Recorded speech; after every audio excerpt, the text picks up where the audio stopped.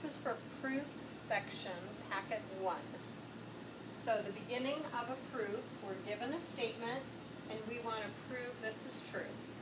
So every proof is broken up into a statement and a reason for that. So the first statement is always what you're given. So 3 x at 4 plus 2 equals 12, and that is given.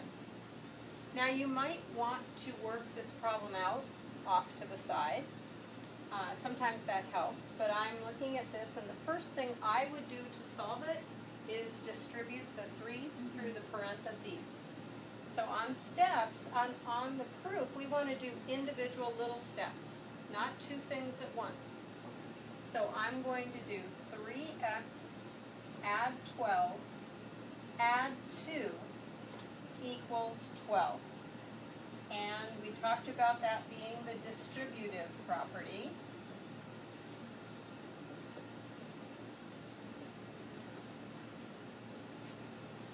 Now the next thing I'd want to do is find my like terms.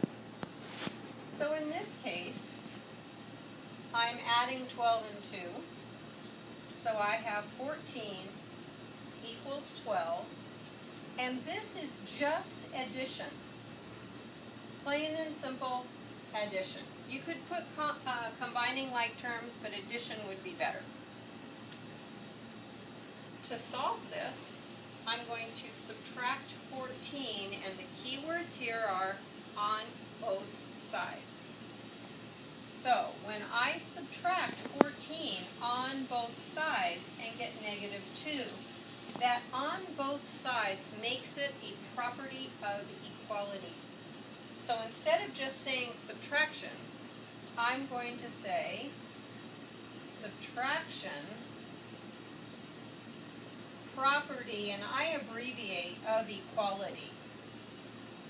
So if it's done on both sides, it's a property of equality. If it's done on one side and I'm just combining numbers, then it's just the operation I used. Okay? So at this point, oh, and by the way, this one could have been addition property of equality if you looked at it as adding a negative 14. So my last step here, I'm going to divide both sides by 3.